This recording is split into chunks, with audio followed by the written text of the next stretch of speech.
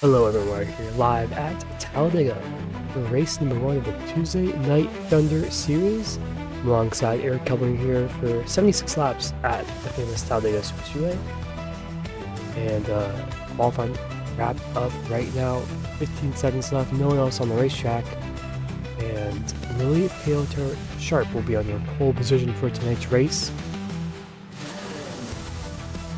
It's qualifying and wrapping up in 5 seconds here. And it will be official. There it is. Lily Peotar Sharp is on your pole position for 18 car field for tonight. So Eric, what's your game plan going to this race if you are one of these racers? And 76 laps, quite a long super speedway race. 50% fuel, so you probably got to pit 2 or 3 times here tonight. So how do you strategize your race here early on? I think there's two big points for this. First of all, you got to survive until the end. So stay out of trouble, make sure you don't get caught up in a wreck, and then 2, make sure you don't get left out to dry, because there's a real possibility that this race goes green the entire way, or at least for most of it. And you don't want to be like out of the pit cycle all alone or with not enough cars to have a chance to win this race. So 2 big things: stay out of trouble, make sure you survive till the end, and make sure you don't get left out to dry. Yep, 2 really important things here at super speedway races. But starting the season off at Talladega a little different than most leagues. Usually Daytona's the typical, race 1 classic kind of, but a little different here in Tuesday Night Thunder. But let's take a quick look at our grid here tonight.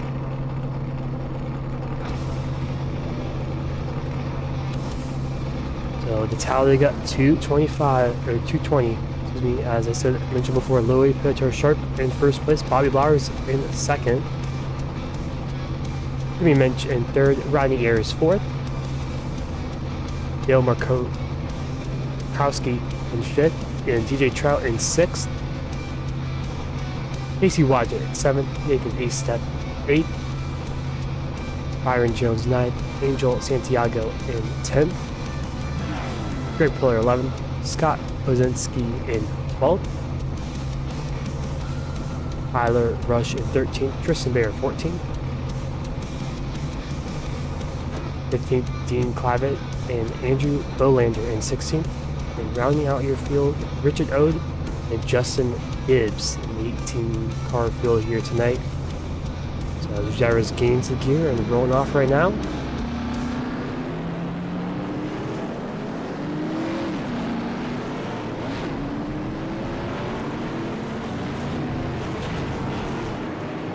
There we go.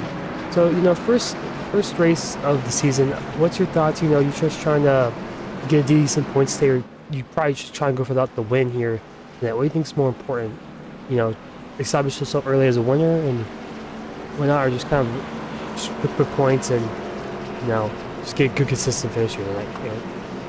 I feel like the points matter most. You just want to make sure you have a good consistent season as much as you can.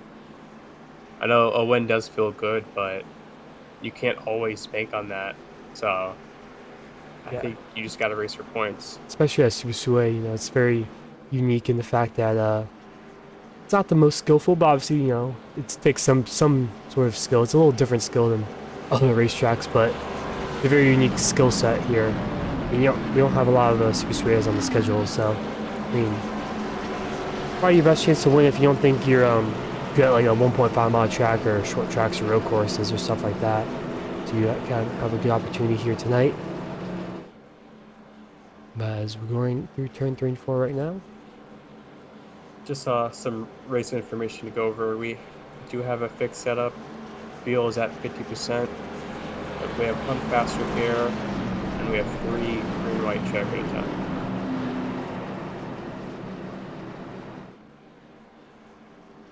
Yep, probably one of the longest races of the season.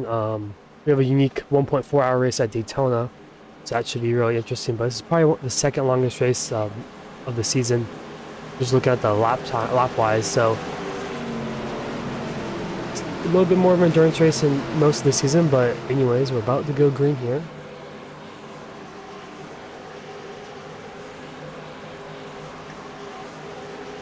As through the trial they go. Start finish line's a little further back than most racetracks. But Barn the Flagman has a green flag, and away we go.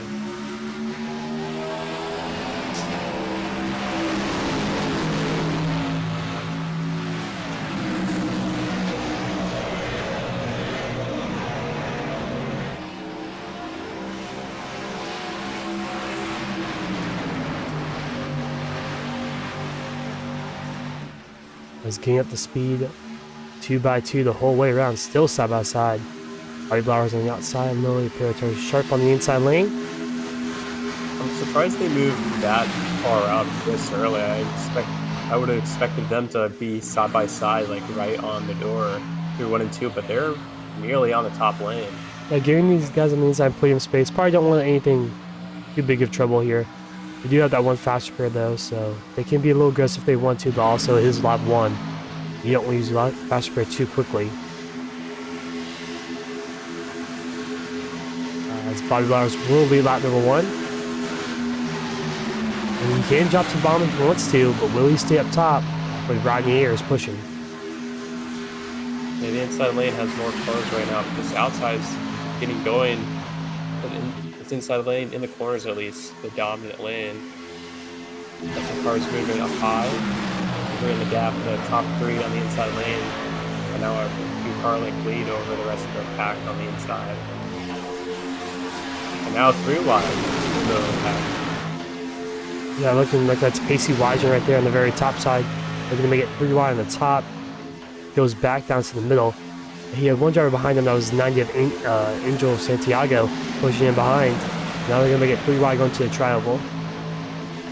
Now Wiseman all alone on the top.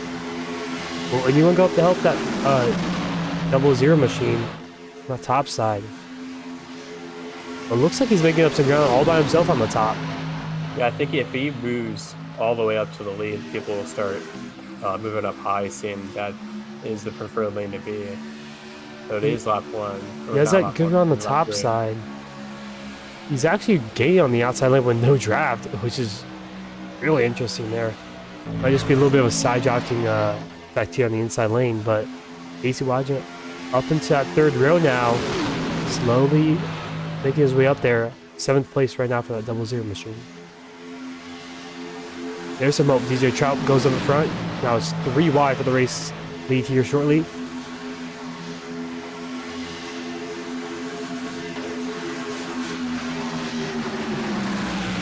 Inside lane finally leads a lap. Literally hurt their Sharp. Keeping their first lap slower than that.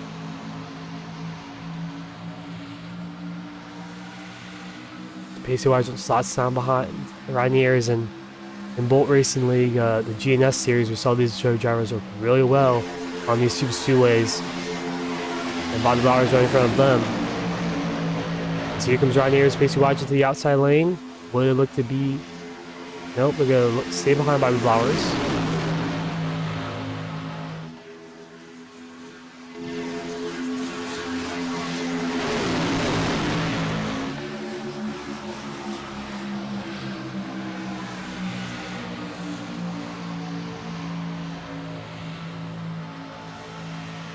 Still mostly 2x2. See DJ Trout back in that 30 machine.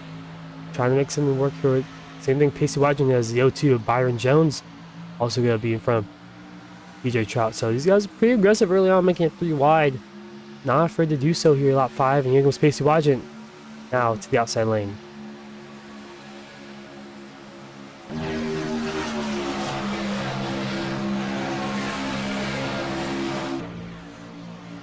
Pacey Wiseman slowly but surely moving up the racetrack and moving alongside Rodney Ayers.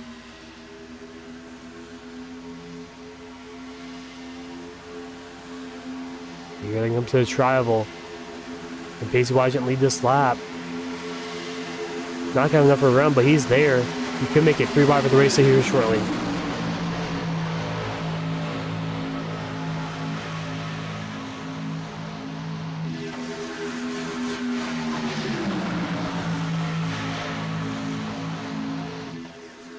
Wiseman on the outside lane getting pushed by Byron Jones.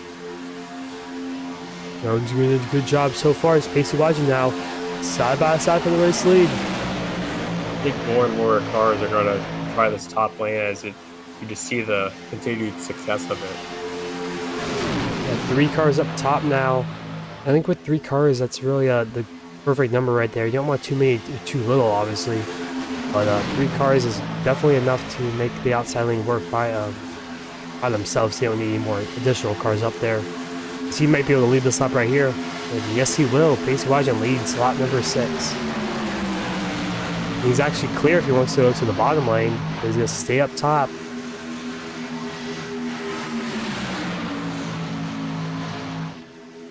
Bobby Bowers blinking, not having a good interconnect, that's really hurting that middle lane. And Blowers blinking actually slows him down since Rodney Ayers gets no draft for Rodney Ayers gets no draft when he blinks, which is actually very interesting to Iverson, but he has no help behind him at all. It's about 4 I think it might be Greg Pillar in the middle there. No, he's on the inside. That's actually Nathan S-Step. Actually right there in the middle, that 55 machine. But DJ Trout slot down on the inside leg of that middle lane to help those 3 out.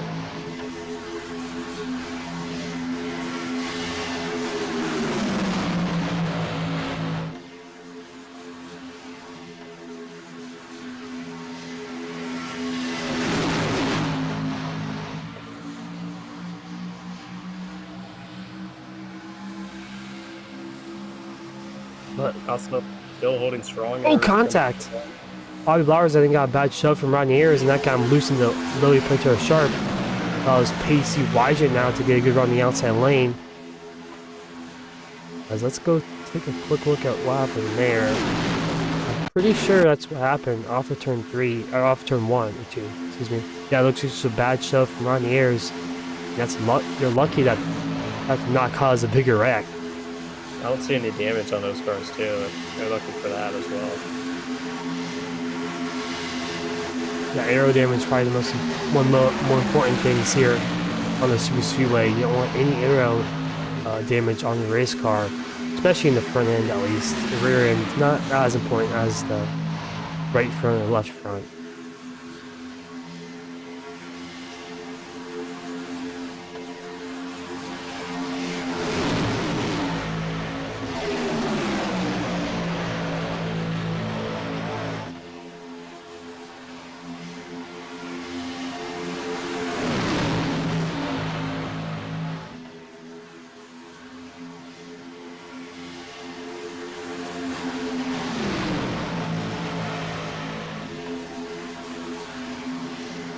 There's a lot of jostling around for position still.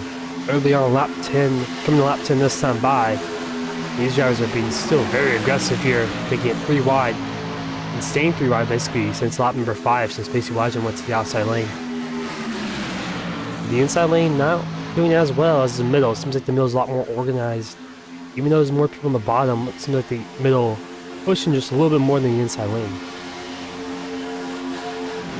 The amount of cars in either lane has been switching. I know a few laps ago there was more cars in the middle lane, but now everybody's going low.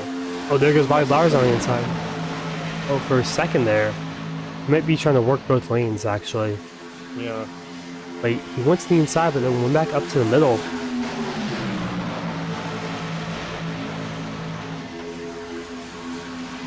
I noticed a good amount of people in the back are just moved low, just riding it out right now. Yeah, it's probably, yeah, those back 5 right there. I think that's first off Angel Santiago right there in the 90 machine ahead of is Nathan S-Step. He's kind of just hanging back there. These 5 back here just kind of hanging back. I feel like go on board with the 55 machine. Just kind of see how big this pack looks like, how racy they are.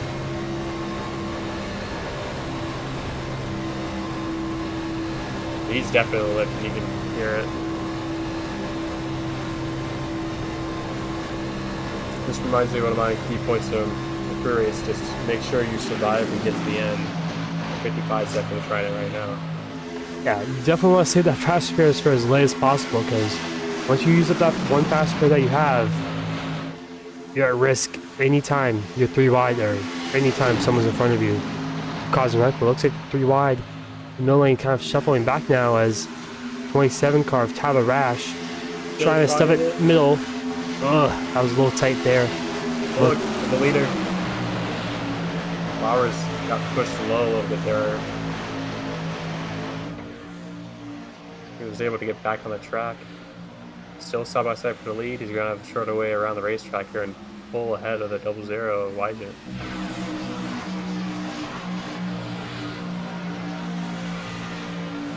So for this, the 71, first time being behind a car in this race. Yeah, it looks like Blowers and Rodney Ayers came down onto the inside lane. Didn't really catch that live though, but Little Pater Sharper pole sitter now in the third on the inside lane. As they're back 2 by 2 instead of 3 wide. So a little bit more calm, but still early on in this race, 13 laps in.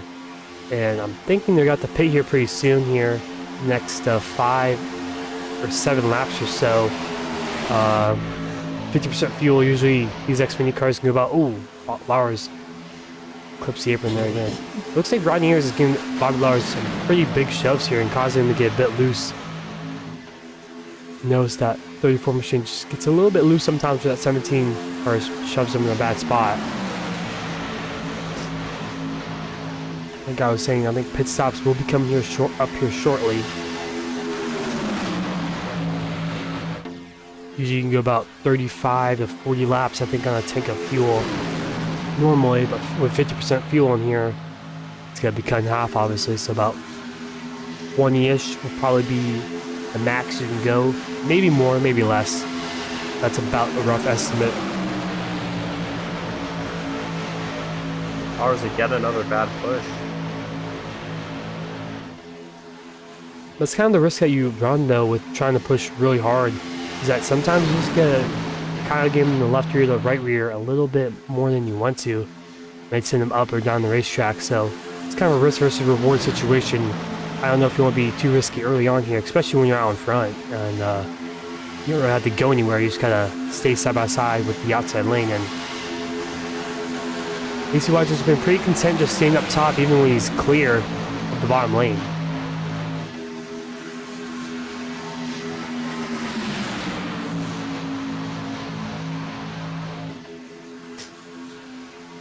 Let's go on board the 17 machine of Rodney Ayers. Kind of see the differences between pushing and shoving here.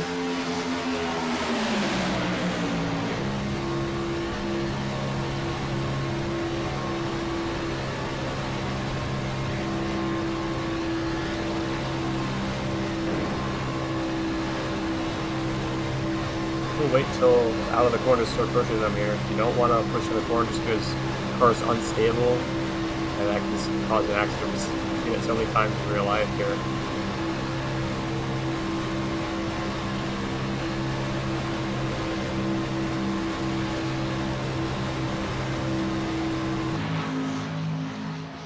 Seems like in these Xfinity cars, it's a lot harder to get right up to the back bumper of someone compared to like a next-gen car. Next-gen car, you see tandem jacking all the time, but these Xfinity cars are the smallest motors. There's 3 wide here. Here comes Tyler Rush. Squeezing it 3 wide, Bobby Bowers down the racetrack. Give him more contact. Bowers, he saves it. Has to get back. Watch out. Everyone gives him enough room. But he goes from the lead all the way back to 14th. Probably dead last here. He'll be last. He's got to make sure he stays with his pack. Just try to get the trap as best as he can. Yeah, he cannot lose this lead pack. As right now he's at about 175.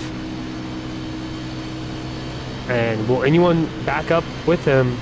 Maybe some friendly drivers might help him out, but it looks like he's lost the job. He's about 1 second back from Dean Clavitt, who was the last car in 17th. Yeah, so 27 just threaded the needle on the back straightaway there. Just no care to anybody around him. It reminded me of a certain ARCA race here. A certain driver in this booth who pulled that same move. Yeah, I'm sure there's a bunch of ARCA drivers that have done that move before. And on iRacing, but DJ Cho actually takes advantage of that, and he's going to be pushed to the race lead by Andrew Bolander. So that changed up the whole front end, and now we have some brand new drivers that we haven't really seen up front on the outside lane. Yeah, only 3 cars though on the inside or outside. It's day 2 now. I think everybody seeing that chaos that just happened, I think they're just going to try to settle in here. Also, pit stops coming here up here shortly, I'm sure. As let's see, 8-car Andrew Bolander, he pushes DJ Chow up to the lead, but he gets hung out to dry, and unless he can find a gap to the inside lane, he might go all the way back to 17th place. And right now he's trying not to get sidedrafted here, and that's why he's all the way up there. He's going to fall all the way back. I don't think anything's opening enough. Flowers has lost the draft, unfortunately for him. Yeah, he's all the way by himself, about 1.6 seconds back from everyone else. As I think pit stop's coming up here. Yep, there, Byron Jones, Pacey Wygant. Gotta be careful on pit lane. Some drivers locking up. That's Bobby Blowers back there, and if he wants a chance to get back up to his lead pack, he needs a great pit stop here. As I'm guessing these drivers gonna be taking fuel only, or maybe right side tires only too. Your Blowers, you gotta go fuel only here. Yeah, I gotta gain every tank you can. Oh, that's Tristan Bayer back there. He's still not figured out his pit stall. And that's gonna leave him from the rest of the pack. He'll be by himself. There's Bobby Blowers off the racetrack. That's perfect pit stop from him. That's exactly what you need from 34 machine. As Rainier is right behind him, great pusher, and Byron Jones. These guys have been working together all night long. As we go back up to the lead pack, who else will come down pit lane here? If anyone, doesn't look like they will. So Jimmy Minch will lead the pack off of pit lane right here. I know we talked about before the race how this race has a good chance of going green all the way, especially on a long flag race makes pit stops matter even more. You see why you're gonna have, I believe, I forgot who it was at pit lane that hit the inside wall, but they're even in an even worse position. Yeah, Tristan Bayer, you can see he's all by himself. He's 9 seconds back from Byron Jones, who these guys are the group who pitted with him. He's about to get lapped, and you see the lead pack behind him. He'll be the first car tonight to go a lap down. But I think these drivers, these leaders, will pit before they can lap them. Yep. Now So everybody's down the road. See how many people lock up. Looks like a really clean pit, one of the cleanest pit road entries I've seen in a long time. Yeah, no lockups, it looked like. Some loose cars, but you know, everything was fine. No spins, no hits. Oh, I was contact off pit lane. 27. It's yeah, 27. Oh, it was DJ Chop misses his pit box, and same with it's Greg Pillar back there in the 32. Is he still not on his box yet? There's a few drivers making some pit road mistakes. As Lily puts a sharp, huge advantage off of pit lane, but that's not going to help her out since she's way ahead of everyone else. Yeah, but here's she'll get caught by the pack, and then as here comes the pit lane. The people who pit first, and they're going to fly by these group of cars on the inside lane. I know these races I've commentated in LRN, short pitting almost always works out. To be the case here.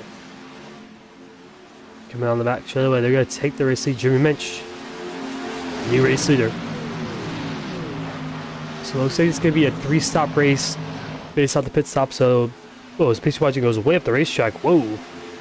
Is he trying to fall to the back here? He might have, he could have been maybe a little too hot in temperature, water temperature. Yeah. That's something we haven't really talked about either.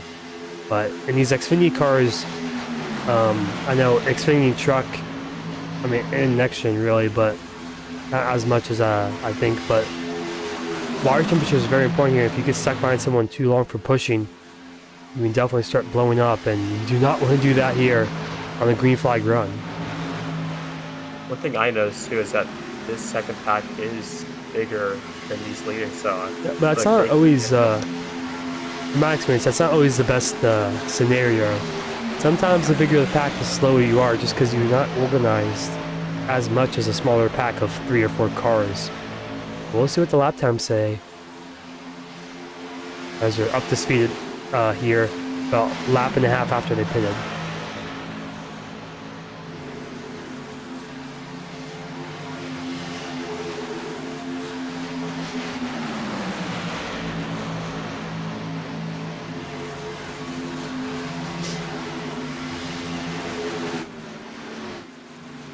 lap time wise, it looks like they're a tenth slower than this 5-car pack out in front. We have one car coming out the pits right here. I saw. Actually, no. There's lap traffic up ahead.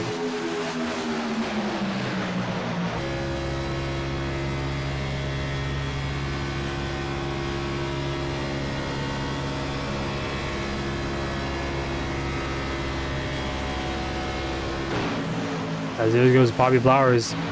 He must have been almost blowing up too as he goes way up to the high side. As let's go slow on this pack up ahead. Let's go allow this pack behind to catch up just a little bit.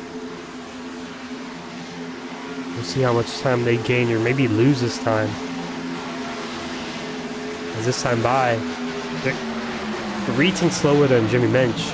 So yeah, they were a bit jumbled up there, and they weren't as locked together as those leaders were. Especially from first to second, you still see it now. They're not really locking bumpers. Yeah, this first pack just a lot more organized and just maybe more comfortable with each other around there and pushing each other. You know, we have Rodney Ayers, Jimmy Mensch, AC Weiser, and Bobby Blowers. Those guys have raced together a lot. And on the GNS side, so I guess they're probably pretty well organized and a lot more comfortable with each other, pushing and being pushed also. But the pack just grew 2 more, as I think that is Tyler Rash behind them, and let's see, 93 maybe of Justin Gibbs. Yep. So those 2 cars a lap down.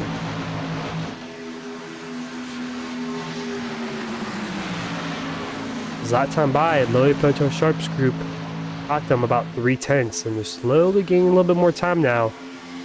And also with that bigger pack, it makes it so the draft is a little bit more stronger up ahead. So 5 to 7 cars now up in the front pack. So Lowy Poto Sharp might be getting some draft from these guys in the back, as there's others on the outside now looking to get their lap back.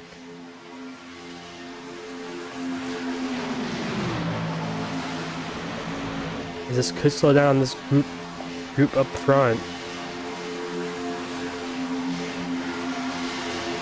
As this time by,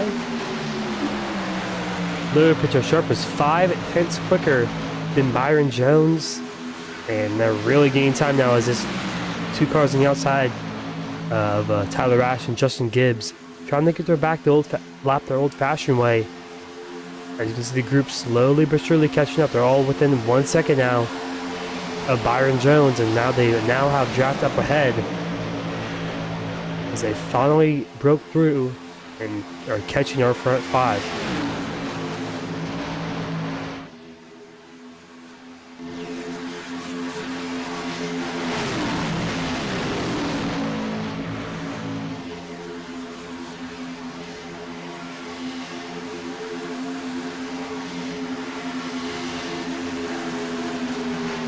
It looks like those lap cars might be able to clear and get their lap back. At least Tyler Rash is clear right now, but he stays up top with Justin Gibbs. Not going to leave the guy who pushed him up there, as the second pack has officially caught back up to the first pack, and now it's a pack of 12 cars as DJ Trout on the tail end of that one. As here comes, looks like Andrew Bolander, Dean Clavitt, and Dale Marcosi as they're making the move on the outside lane.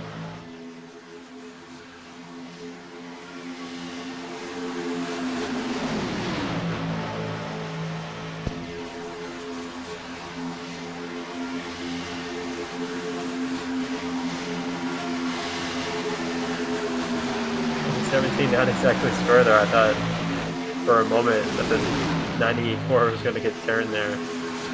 A lot of weaving coming out of the tribal just before the line there on the inside lane.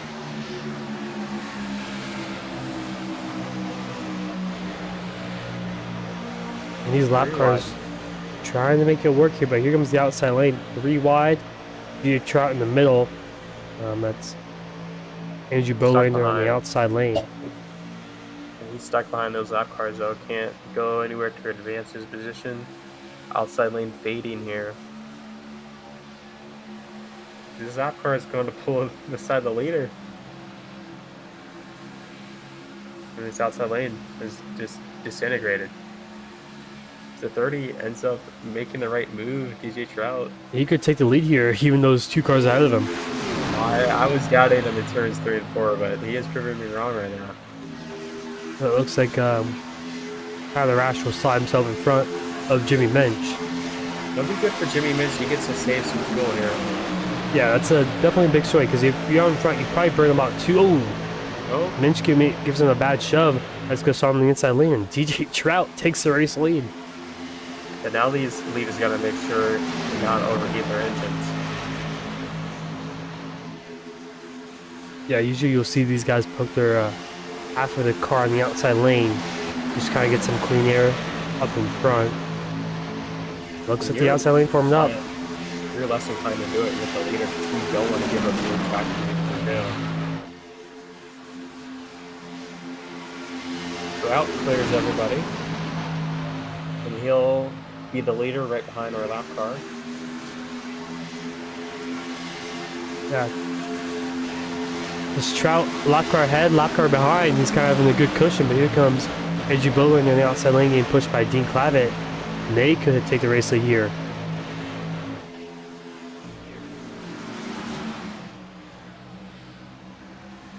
I mean, these cars were in that third lane a few laps ago that just disintegrated. Now on the way back up here. There's a lot of cars going to the inside lane. I think they're just trying to make it to the end of the race and stay back there.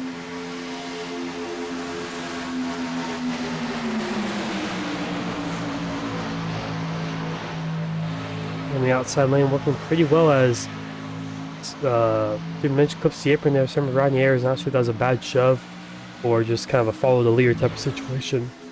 But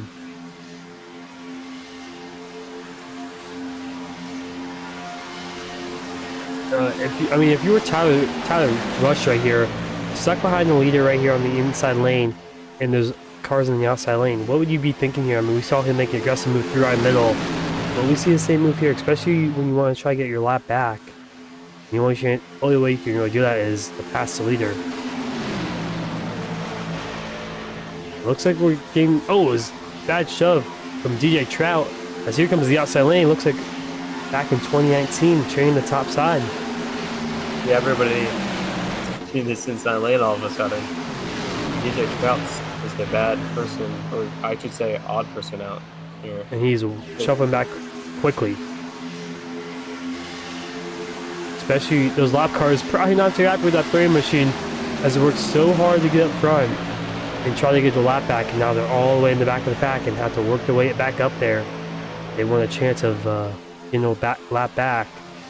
Back to double file for the lead now. There's your leader, Andrew Bolander, out in front. As pit stops coming up here shortly, the next 8 laps or so, 6 or 8 laps. Have to do it all over again. Yep, as there's going to be 2 stops at least if we go green the rest of the way. Over a third of the way through this race already. Yep, and almost actually... actually, no. I was saying we're almost halfway, but I guess we kind of are about 5 laps away from halfway. Right now, you just gotta save fuel. Make sure you don't give any bad shoves to the person ahead of you. Yeah, you want to... You don't hit the engine. Yeah, you want to make sure you save enough fuel so you can pit with the pack instead of all by yourself. Just make sure you have no mistakes in pit road. We see how costly it was for some of these drivers. Yeah, we have 13 cars in the lead pack right now. Actually, we have 12, excuse me. How many will we lose here on these next round of pit stops? We lost about 6 last time. Will we lose another 6 more?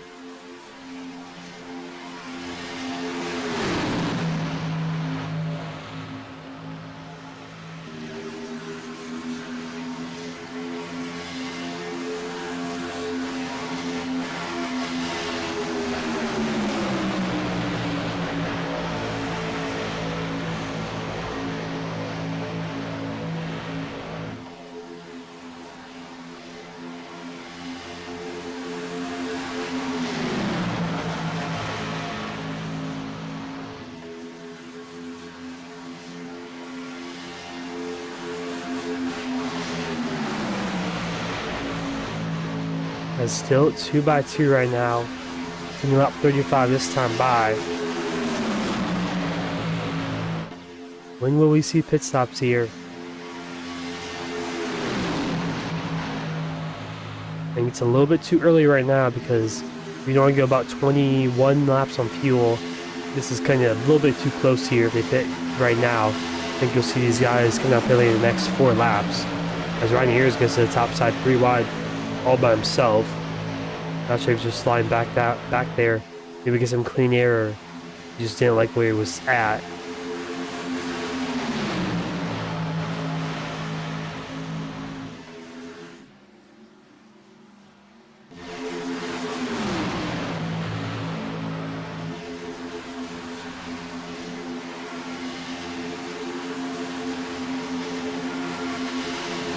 Lives the outside lane doing pretty well. Jimmy Mensch, Casey Weiser, and Bobby Blowers all clear to the bottom.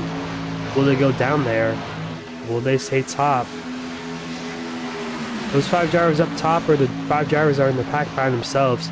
So I think they're really just like working together right now, and I just kind of actually looking at Flowers, bad shove, and he's almost in the wall, or maybe he was blowing up. I'm not sure, but he's just continuously blinking right now. Now he's back here. That's going to disintegrate this outside lane a bit. Actually looking at the VCs, all 5 of those drivers on the top side are all in the VC with each other. So it's not too surprising that they're working together all night long so far. And I would expect them to pit also with each other too here in the next 5 laps.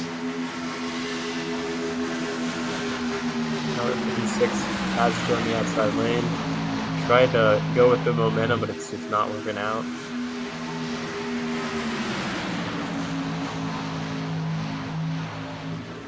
That 33 car is now the highest he's ever been on the position board, or leaderboard, excuse me, this whole race. DJ Trout has found his way back up here. He's in 3rd place right now. Yeah, he's been up. He's in the back of the pack, the middle of the pack, front of the pack, all night long. He's been everywhere. So DJ Trout, I mean, kind of shows everyone that you can really come from the back to the front in a matter of a few laps. The single fell out. I think this is kind of the sign that pit stop's coming up here shortly. This is about the time they pitted last time. 20 laps ago for AC Wygent, Jimmy Mensch, Bobby Blowers, Rodney Ayers, and Byron Jones. Those 5 drivers have pitted 20 laps ago. So the fuel window is open for these drivers. And how much fuel you save over the course of this run is really important. How much fuel you need to fill up, and ultimately how short your stop is.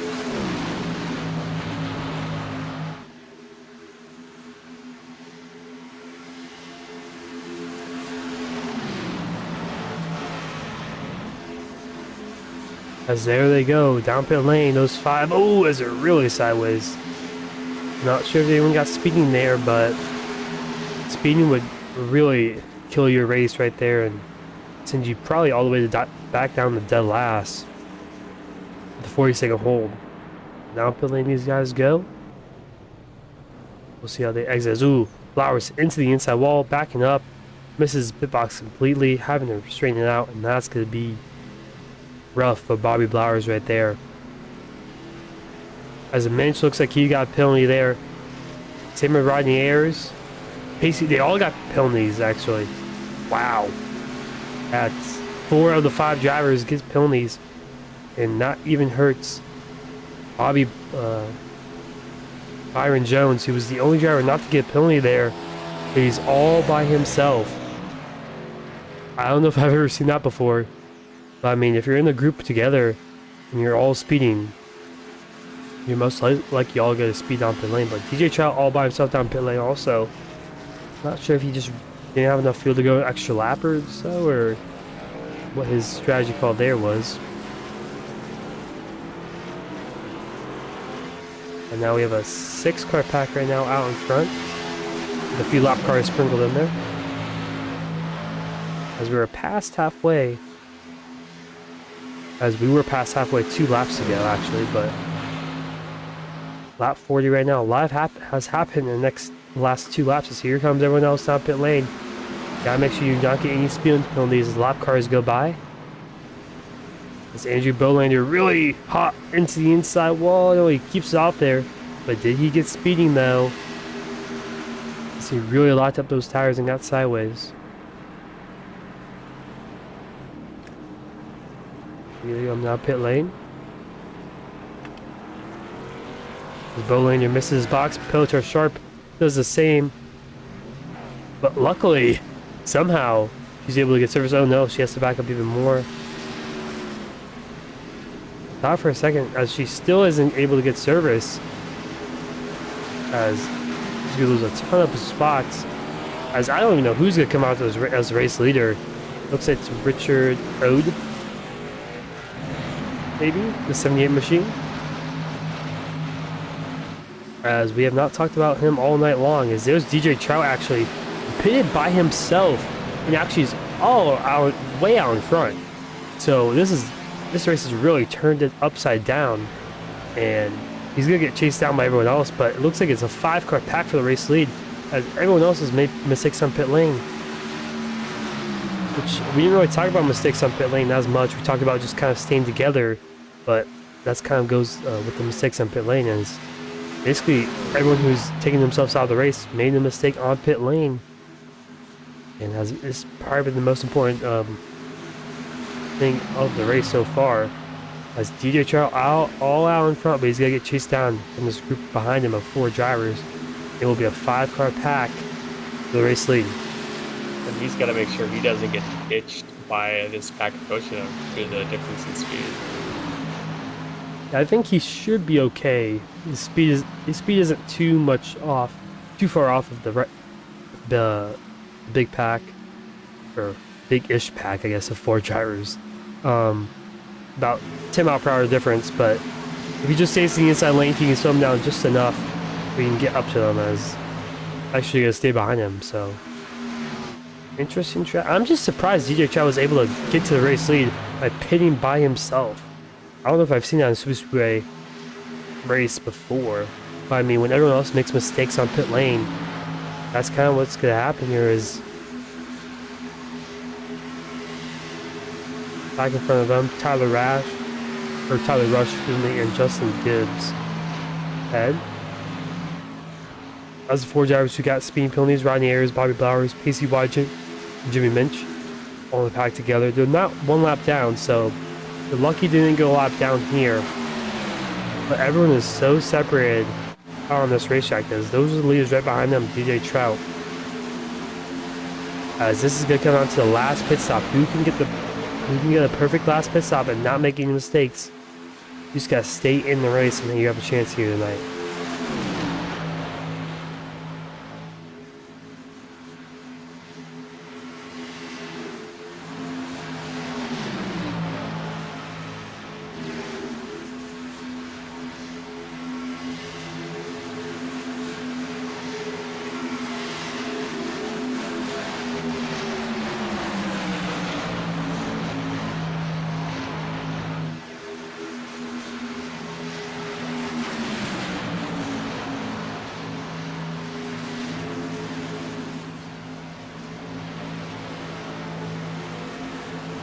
So catching up to the lap traffic up ahead.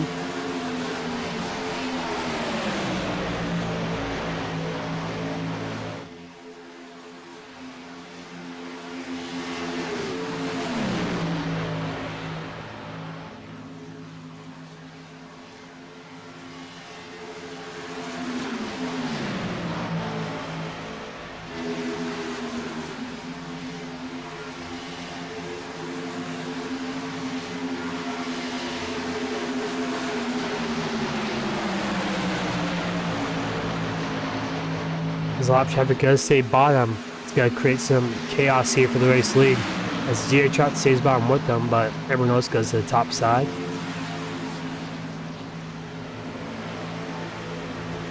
And we've seen both lanes look better than the other throughout the race, so it'll be interesting to see which one starts to work, because it's going to be the inside lane right here, but that's because there's nobody on the outside lane. It's 27, I believe. It drifts up there, almost contact in the middle of the lane. Yeah, 31 laps to go coming this time by. Is anyone's race in this top 5? Yeah, these drivers tonight have been really good about not really hitting each other. We've only seen like one time where we had side-by-side contact, and that was off of turn 2.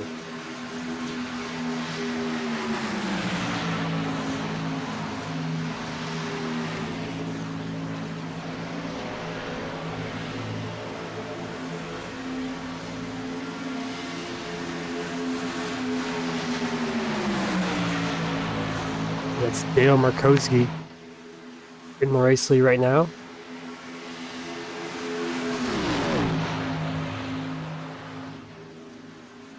One car way up the racetrack, that's Angel Santiago. As he slots in line behind DJ Trout. This Trout actually goes up to help Dean Clavitt.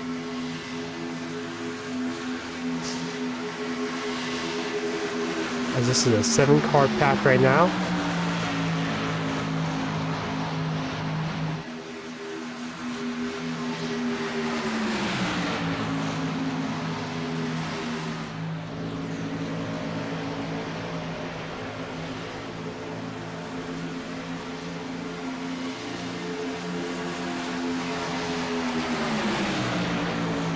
The top 2 on the outside lane, Dean Clavitt and DJ Trout, go clear to the bottom.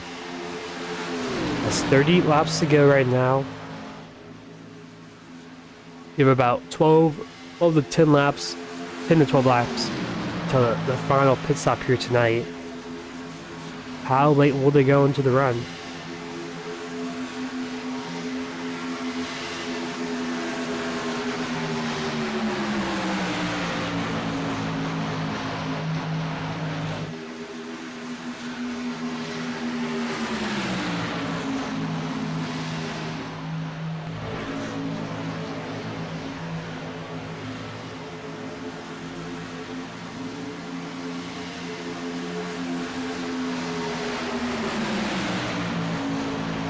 As the lap car is clear for the race lead, I guess not the race lead, but continuing a lap back. We go back to single file. And I think they're going to stay single file for the rest of this race, or at least until the next pit stop. There's no reason to really battle too hard. But look at Byron Jones and Andrew Bolander. These two drivers, 6 and 7, catching up to this lead pack. So this lead pack could go from 5 to 7 here really quickly. You also gotta watch out for, are they burning more fuel than these guys up ahead? I'm pretty sure they are, so that's one thing that could cost them.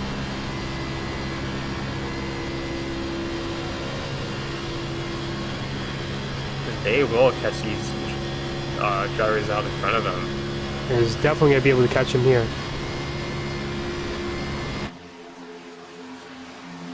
See really the difference in speed on that onboard, how quickly they were approaching them. Let's see if they work themselves all the way up front here. Definitely could be a possibility. You see they go to the outside lane actually.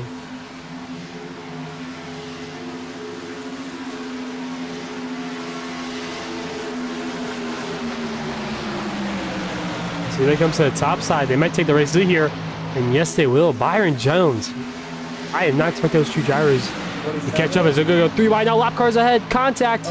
Oh, they're spinning. Down the racetrack they go. Into the inside wall goes Justin Gibbs. No caution out though. I'm surprised that's not a yellow. As we saw, 27, the lap car just tried to block and try to stay in the lead lap there. Tyler Ash, he was the guy who went 3 wide middle earlier in the race. He's a pretty aggressive driver and just did not block in time. Here's a quick replay of this one. That's, I don't know, I'm just surprised I've never seen a lap car be that aggressive and just putting yourself in danger like that. Because you still have a chance to put yourself on the lead lap by passing them. Yeah, you can be lucky dog too if a caution comes out, whatnot. But we go back up to the lead, and how will this shake things up? Looks like lead pack pretty much the same. 7 cars still in this lead pack now, as we added 2 more, and Byron Jones and Andrew Bolander.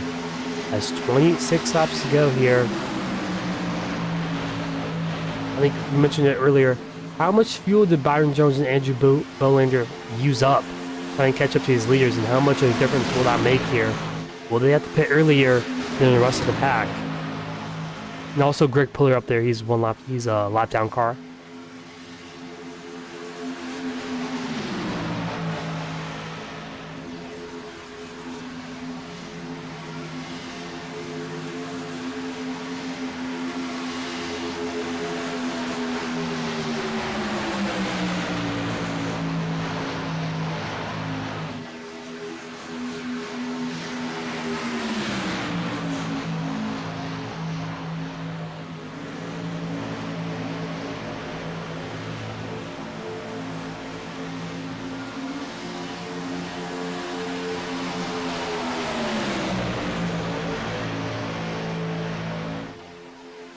As Team Clavitt goes in the inside lane in front of Byron Jones.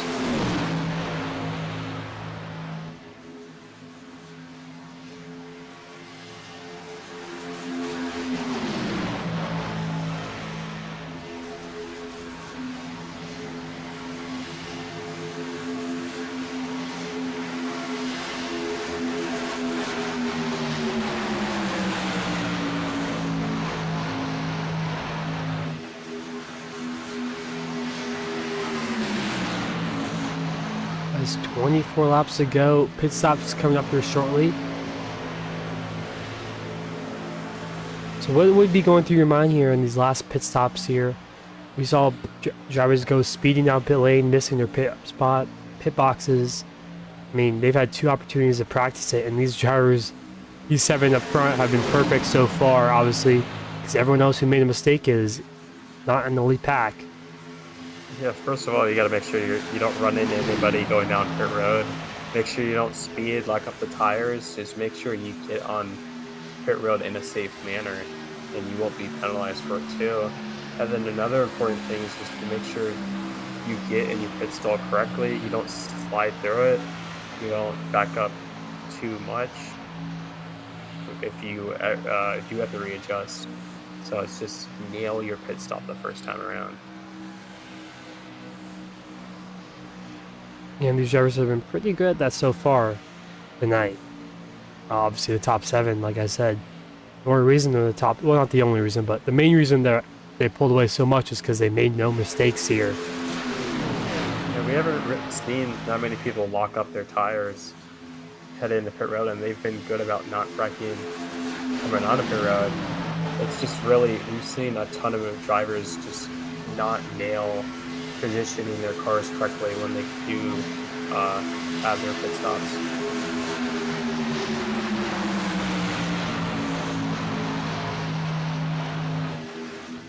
We've even seen some drivers hit the inside pit wall, which is pretty shocking to me, but yeah, they kind of just lock up and spin out, hit the inside wall. I've seen that a few times at like Daytona and Talladega. It doesn't happen on a lot of like 1.5 mile racetrack because you're not going as fast as you are here and slowing down as much.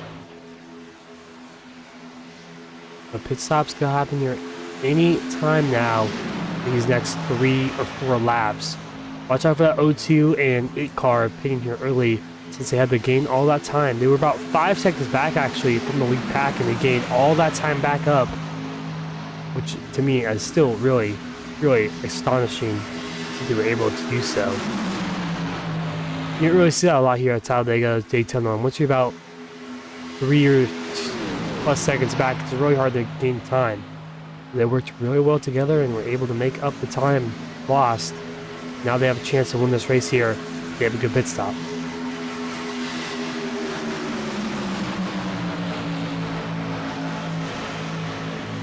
comes the 7-8 and the 90 this outside lane. They've got good momentum right now. Trout fell all the way to the back of his pack. I don't know if he decided to do that on his own, or was he take it out, or what.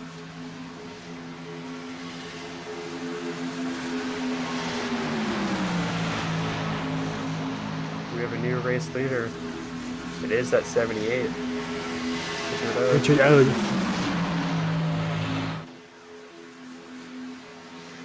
Only 2 cars on the inside or outside lane too, but I feel like this inside lane is just, yeah, they're not together. They're just trying to save fuel right here. So, but track position is going to be important.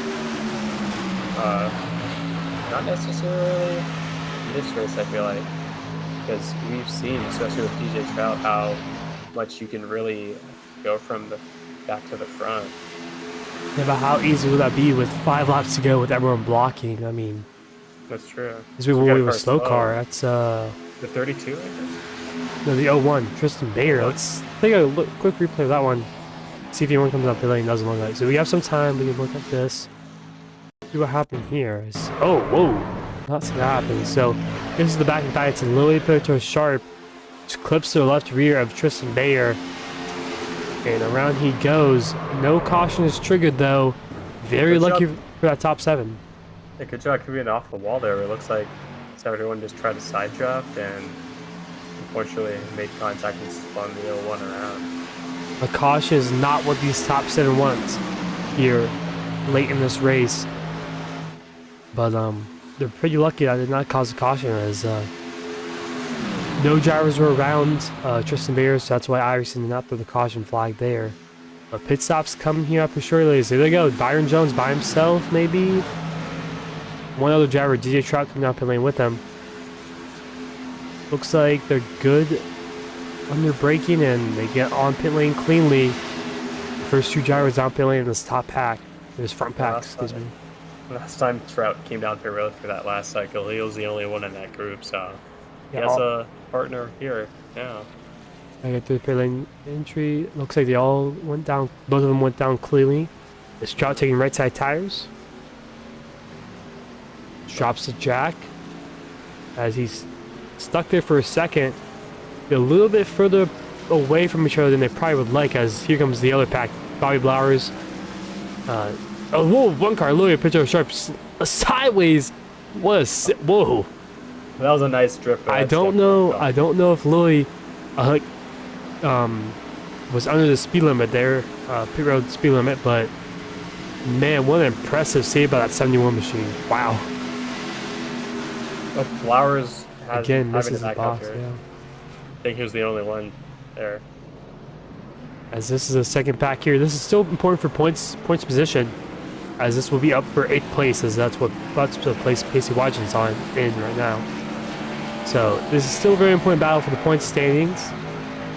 Let's go up back up to lead pack. 17 laps to go. Still haven't come down pit lane.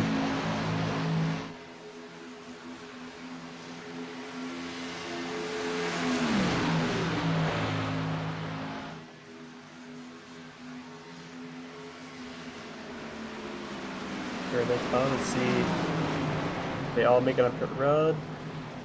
Got the 33, bit quickly inside lane, and everybody makes it down safely. I think this time they were being very cautious, knowing that any mistake here, their pretty much chances of the win is over.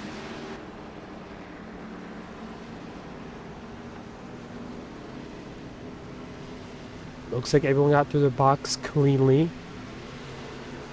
Where will DJ Trout and Byron Jones cycle out? They're going through 3 and 4 right now.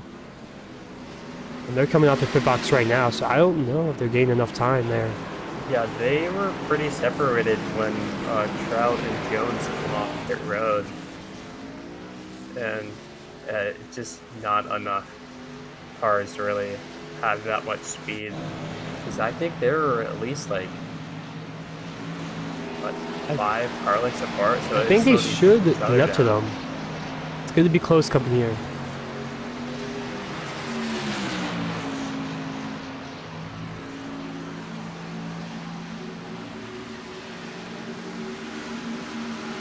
But they seem a little separated though. There's a lot of these drivers separated. That's Andrew Bolander, Angel Santiago separated. So the top 3 really pulled away here. Richard O, Dale Marcosi, and Ian Clavitt. You got a lap car right there out in front. I think, what's the number on that one? That's 55 of David Estep. As we saw how fast Byron Jones be able to catch up this lead back ahead, and it looks like they're going to be able to. DJ Trout, Byron Jones working really well right now. as Angel Santiago also getting up to that lead pack right here. 15 laps to go. This is going to look like it's going to be a 6-car battle for the race lead.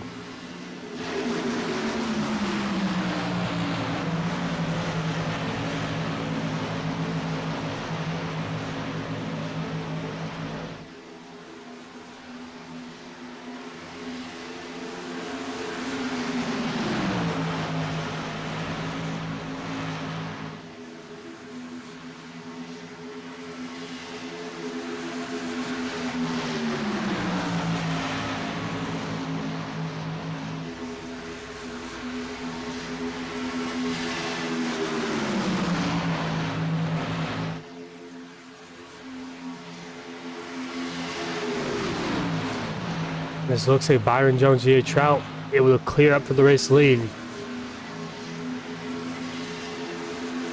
That's also going to bring in Andrew Bolander, who's a little bit further back, but he made his way up here as he's.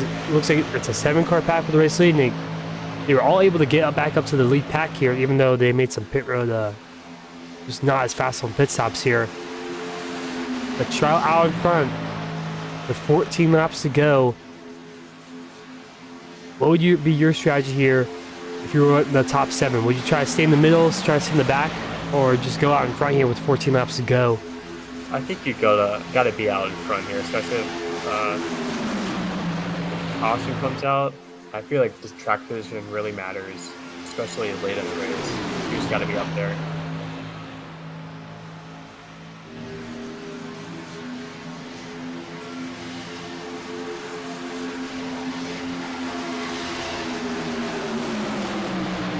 All depends on how well your line's going to work. You see the top 2 on the inside lane if it's separated than everybody else.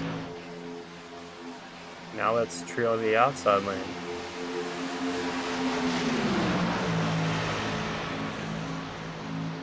Looked like the outside lane was going to pass the inside lane on the backstretch, at least later on in the lap, but everybody went low in turn 3.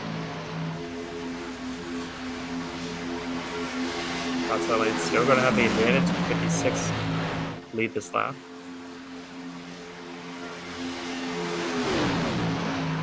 Only 12 laps to go in this race. No caution so far. We've only had 2 accidents.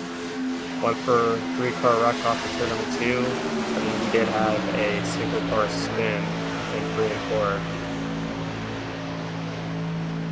4. Yeah, I mean, we've seen some incidents here and there, but so far, I mean, very clean. I mean, maybe a bad shove, maybe a little bit, someone gets a little loose here, but I mean, I wouldn't be surprised if we see a bad shove here these next 11, 12 laps, especially with the top 7 here, amping up here to fight for this race win.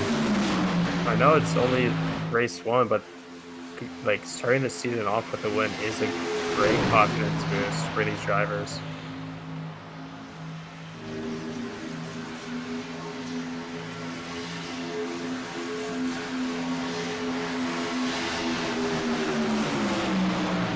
Yeah, I mean, kind of piggyback off what you said, winning first race, I mean, it's just a good feeling, you know. I mean, even if you don't feel like you're the best driver at these other racetracks, like 1.5 mile track, road course, short tracks type thing, it's just a good feeling, you know, to get a win, you know, get some good points, get some good momentum. And you have a little bit of a cushion. I mean, it's all about mentality, you know. You want to start the season right. Even if you don't get a win, you want a top 3 or something like that. It's just a good way to start the season off. It's something to brag about at Thanksgiving. Yeah, that's definitely a way to put it.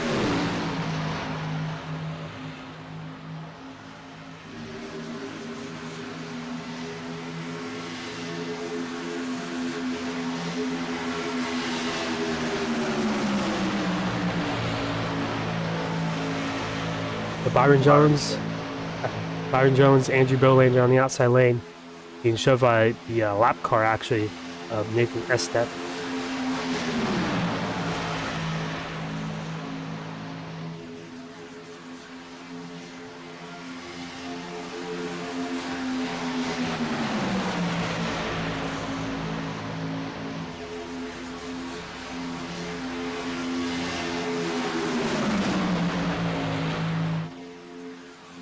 As under 10 laps to go, we get to single digits now. Who will be the one to come into victory lane? And will we see a caution tonight? Or will we go green the whole way? All 76 laps. We've seen before in real life how there's a caution late in the race, but it's someone in the back, not in the lead pack, that brings it out. So it's something to watch too. It's always, yeah, it seems like every time you're in the lead pack and like someone has to wreck in the back or something, always has to be something, you know, go wrong sometimes. But it looks like lap car here, Nathan Estep looking to work both lanes actually. He's one lap down right now, so he's not even on the lead lap if he's in front. So it's kind of just fighting to go from 1 lap to 2 laps down. But 8 laps to go in the Talladega 220.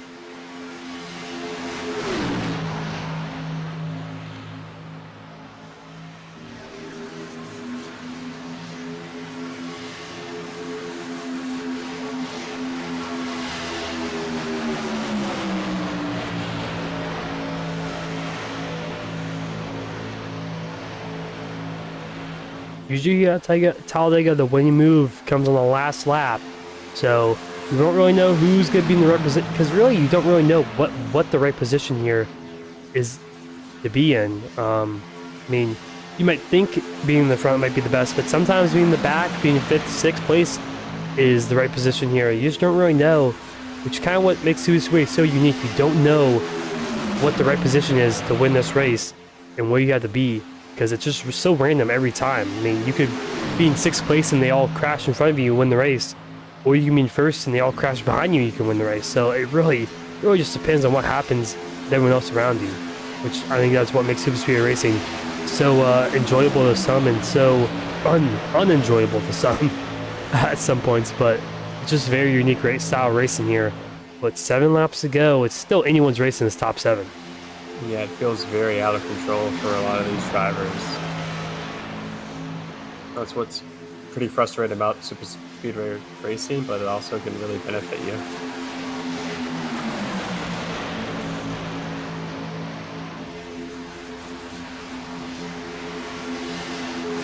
But still, this lap car working both lanes, not something I expected to see late in this race, but he really wants to stay that 1 lap down. And I'm not sure if he has a teammate here or whatnot. Maybe he's trying to help someone, but seems pretty aggressive for a lap car though. But right now he's doing a pretty good job working both lanes.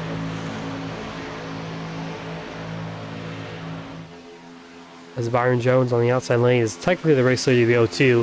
Him and Dean Clivet has been changing those positions. That's the 02 and the 56. Those 2 drivers are on the lead lap and fighting for the race win. As we're coming to 5 laps to go here.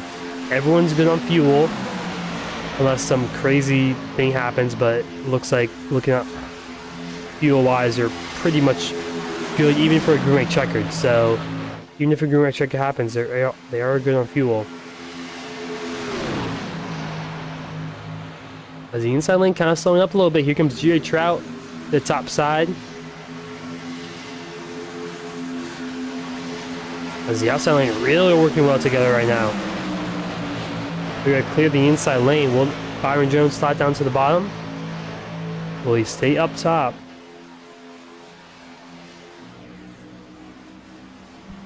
Looks like he's going to stay bottom. We go to the inside lane. Nathan Estep blocks well.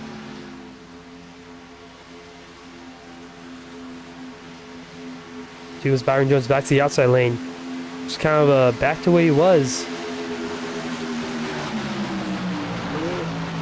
That's a late car there. People are gonna ditch the inside lane, go high. No, 55, the 8. Still with all the momentum. Your contact with the L2.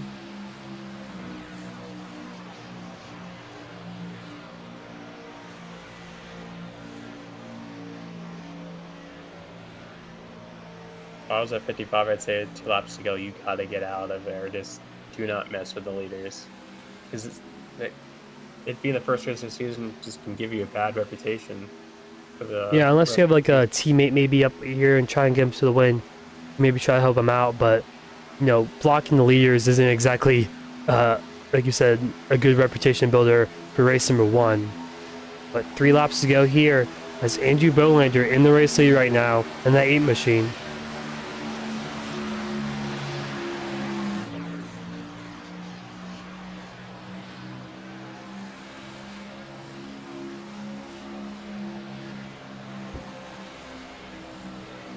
Inside lane, stack it up a little bit. 78 gets shoved out of line by the 90. Yeah, 78 of Richard Ode right there. The inside lane has coming to 2 laps to go.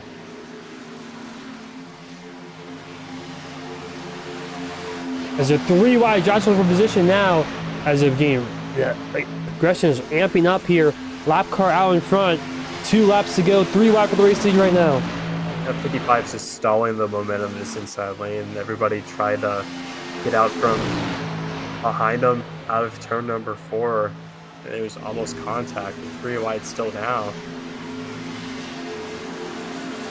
Contact DJ Trout! Around they go! Crashing, wrecking behind. They stay green, no caution comes out. And wow, 2 laps to go, and we're going to have a green-white checkered here. That's Dale Marcosi to the inside lane. Inside wall, actually. DJ Trout involved there. A stack up off of 2. We'll see what happened exactly. Kind of caught the tail end of that. Didn't really see the beginning of it. That's our first caution of the night. Looks like Trout just kind of overreacted a little bit to Marcosi going up the racetrack. I think he expected the 33 mission to be a bit lower. May have been a little reactive right there and gave him a little bit too much room. Yeah, you kind of see the 33 drifting up just a little bit, and Trout kind of see it corner of your eyes, see that 33 drifting up the racetrack a little bit, and that kind of causes you like, oh no, this guy's about to hit me. Also, Trout goes up the racetrack to try not to get hit, and that kind of what caused that incident right there, looks like. But that's going to bring in everyone back up to this lead pack. And all they're going to be good on fuel, though.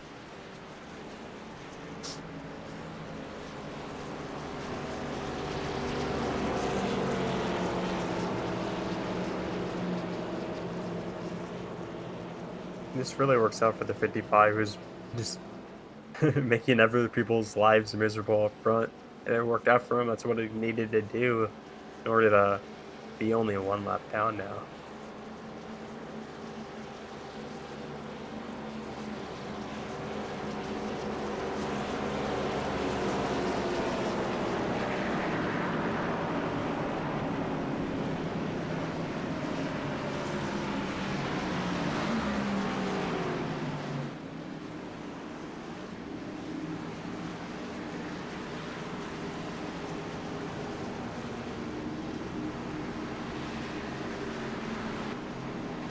There's pretty much everyone down pit lane.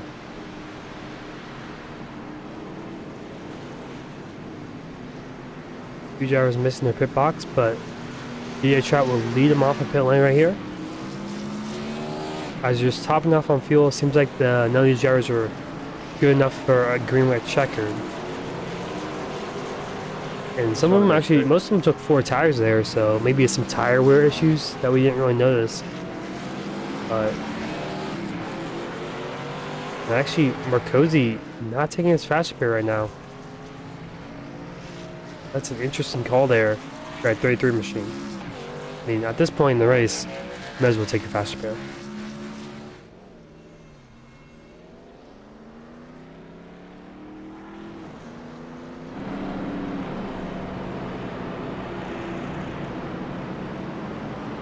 While these drivers pace around the racetrack, we're going to take a quick break and we'll be right back for the first green-white checkered of the season here at Talladega.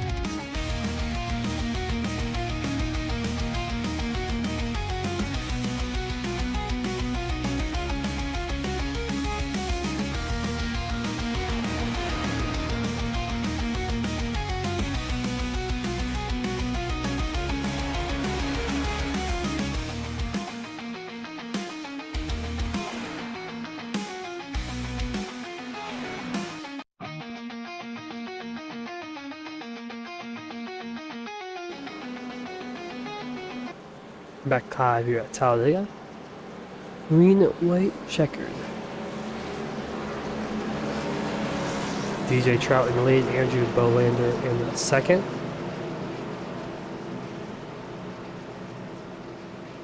Right now, this track position is really going to be important for these drivers, but I feel like luck just has to be on your side now.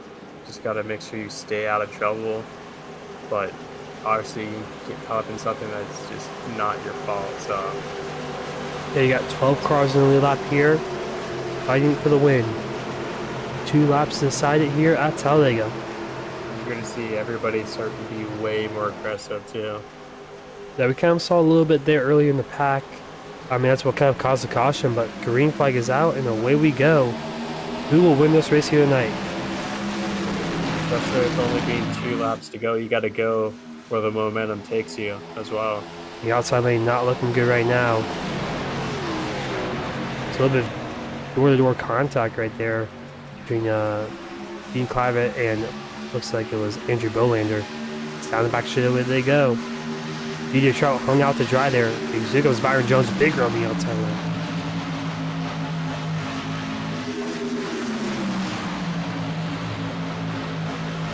Jones gonna clear. Will he drop down to the bottom lane? Doesn't look like he will. Will they make it back to the line? In time, there's Pacey watching the outside lane. Don't count him out yet with Bobby Blowers pushing behind. White flag this time by. They will make it to the line.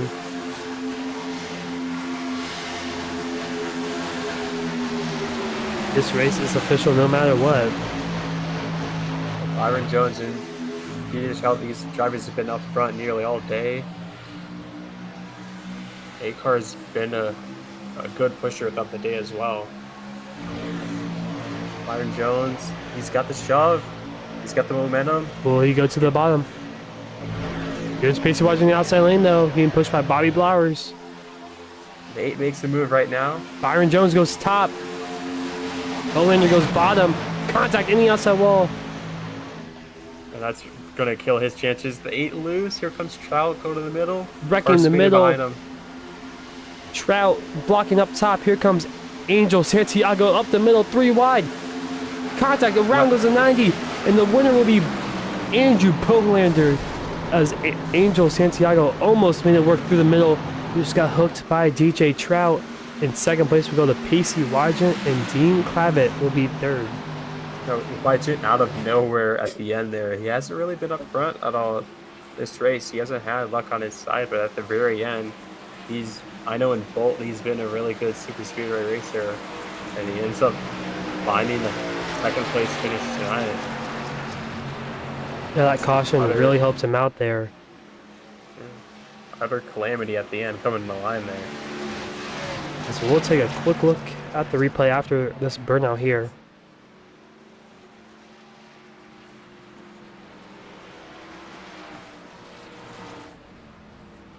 Bolander's been up front consistently throughout the day.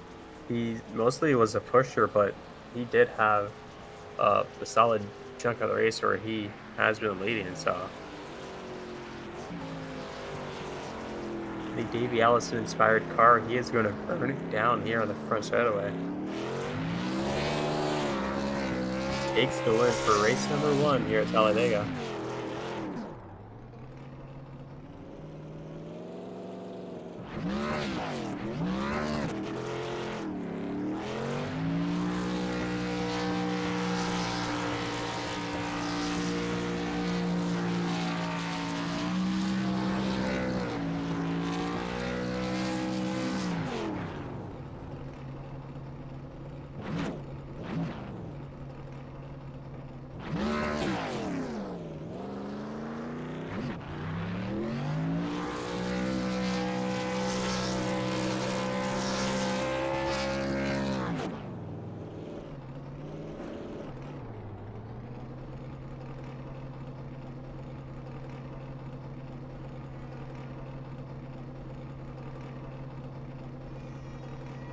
So we're going to take a quick break. We'll be right back for top 3 in the news.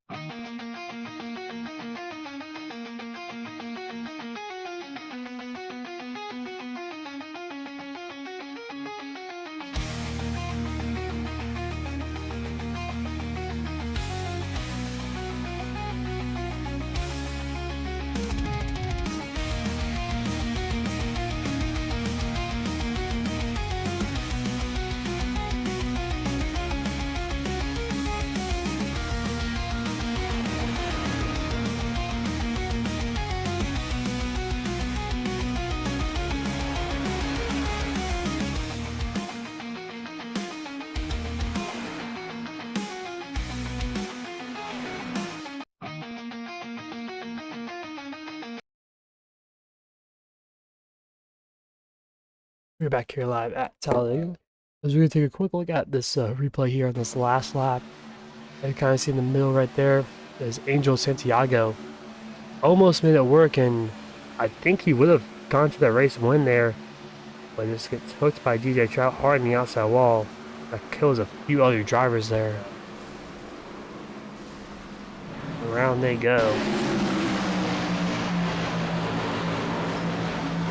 As Jimmy mentioned about Rodney Ayers involved there in Byron Jones, but they crashed across the line. But your race winner, Andrew Bolander. I talk to our race winner here.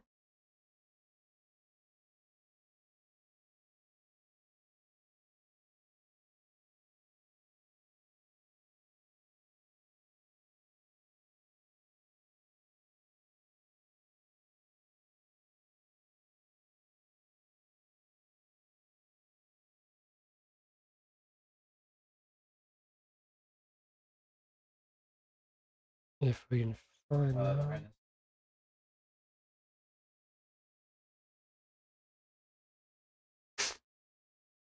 Guessing that's Andrew right there, but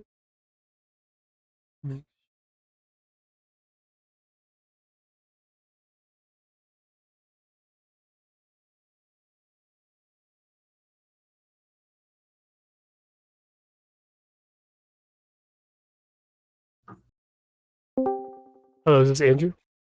Yes.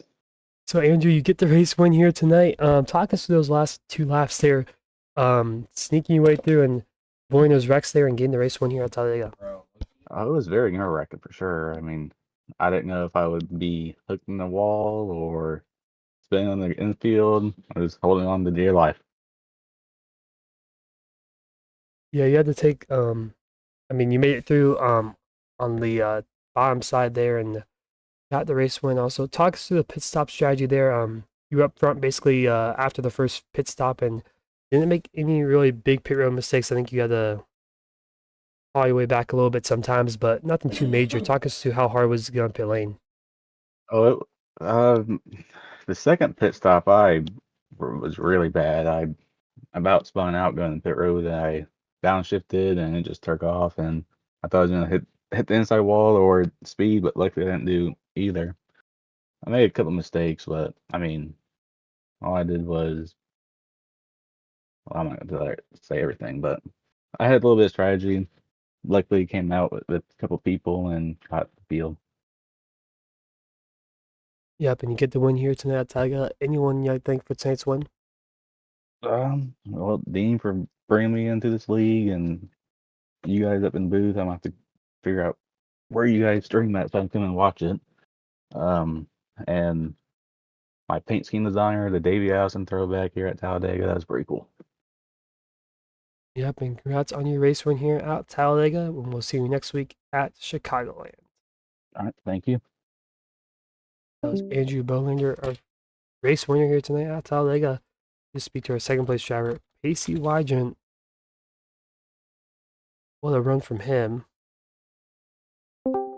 Oh, Pacey, you got a copy? Yeah, I got you. So you end up in second place. It was looking like you were only going to be able to get up to 8th place there before the caution came out. Talk us through those pit stops and penalties that you guys, four or five of you guys got there on that one pit stop. Uh, we just trusted our lead driver there to get us in the right braking markers, because it's hard to see when you're behind people, the braking markers. So it wasn't really his fault. He locked up and started losing the rear end, and of course all of us seeing him locking up and going, essentially speeding up by lifting off the brakes, we all decided, oh, we could go a little bit deeper, and it led to almost all of us getting a speeding penalty. So yeah, it was interesting, and the plan would have worked perfectly had that not happened. I mean, we got back there and we didn't lose any time, but I mean, I think we actually gained time on the leaders after that happened. So it would have been kind of cool to see it play out had we not got the speeding penalty. But luckily that caution come out and we were able to go down, fill her up, and jump up to second somehow. Kind of crazy. Yes, I think you got a really good show from Bobby Blowers there, coming to the white flag there. What was your game plan on those white green white checker trying to get back up to the front? Well, with the four of us all starting essentially next to each other, it was just trying to get to the outside as quick as possible. We we were prepared to send it four wide if need be, but it was just don't lift until you see Jesus or a checkered flag at that point. So that's what we did. And I have no clue what happened going into turn three. I think Byron tried to come up and maybe trying to get me to push him, which completely understandable. But these Xfinity cars, you can't push in the corner like you can, the Gen 6 and next gen stuff like that. It's just, yeah, you'll spin the guy every time. So I threw myself in the wall, kind of probably gave up my shot at the win by doing so. But yeah, it was just rock the outside as long as we could there at the last restart. Still came up on second place. Anyone like thank for tonight's run? Oh yeah, I gotta shout out Rodney Ayers, Bobby Blinker Blowers, Jimmy Mensch, Byron Jones, Tristan Bear. That's all PBR that was in the field tonight. Got to shout out the Beyond the Bolt podcast. Not really a weekly thing, just kind of whenever we want to upload. But gotta shout out Ayers Designs. You guys up in the booth for broadcasting each and every week. Dean for putting this on. Yeah, just thanks to the fiance and the kids for letting me do this. Yeah, congrats on your second place here tonight at Talladega, and we will see you next week at Chicagoland. Sounds good, buddy. So bring in our third place driver, Dean Claret.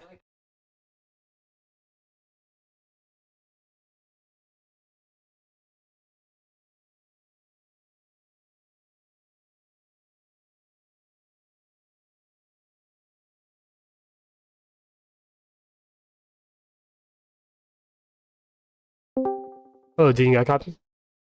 Yep, I do. So round yourself off in the third place, avoiding those wrecks in the last lap. Talk us through those last two laps there for you. Chaotic. Just trying to stay out of trouble and playing my move on how I was going to make the pass for the win, and just got stuck on the bottom, really. I was hoping that I'd push DJ enough to get him up front and clear myself too, but didn't have the time and just didn't have the run, and yeah, it is what it is. We'll take P3. Tremendous start to the season, really. First race, of the season, and to have that kind of showing going 75 laps green all the way, basically, that's pretty impressive, really, for everybody. So, huge shout out to everybody who raced tonight. Yeah, tonight was a pretty good race. What speaking of next week, how are your thoughts on next week at Chicago and how do you think you're gonna do there, and what's your chances at a track like that? I'm hoping Chicagoland's good. I'm typically pretty good there, but we'll see how it goes. Definitely the fuel and tires are gonna matter a lot more there. So having to play a little bit conservative in case we get cautions and whatnot. That'll be interesting. But I'm hoping for a good race. It was fun tonight, and I'm sure next week it's gonna be even more fun with hopefully a little bit more cars that weren't able to make it tonight. So that's okay though. We still had a great race, so I'm proud of everybody, and we'll just move on to next week. Anyone you like to thank for tonight's third place run?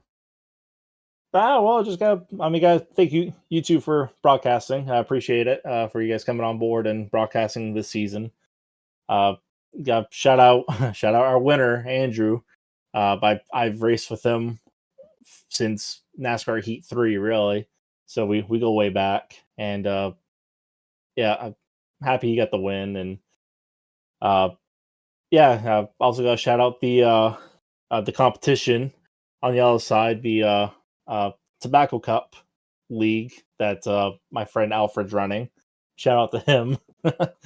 And Yeah, I think that's everybody. Well, congrats on your third place here tonight, and we'll see you next week at Chicagoland. Absolutely. Thank you, sir. That was Dean Clabbett, our third place finisher. Take a quick look at our results here tonight.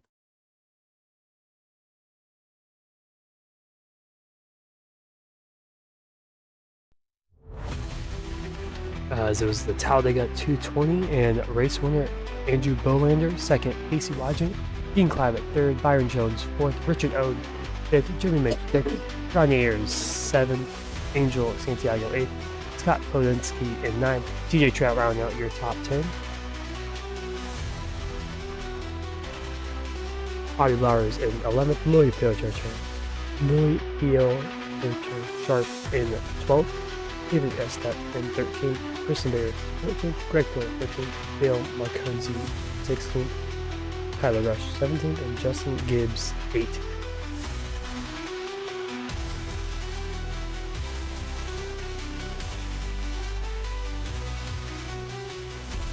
So Eric, what do you think about tonight's race? 80 laps here, had one green light checkered. Pretty good showing here tonight. Yeah, it was clean throughout the race. I think those drivers did a good job of that. It's just, every man for himself at the end, and that's what we saw tonight. So I'm really excited for next week. Chicagoland is such a fun track. Personally, it's my favorite track on iRacing. It's totally not a biased opinion because it's my best track on iRacing, I feel like. But in for a good show next week, I feel like, especially if we have a bigger field. Yeah, tonight's race was pretty good. Next week, Chicagoland should be pretty good as well in these Xfinity cars. So we'll see you next week at Chicagoland at 8:30 Eastern Time.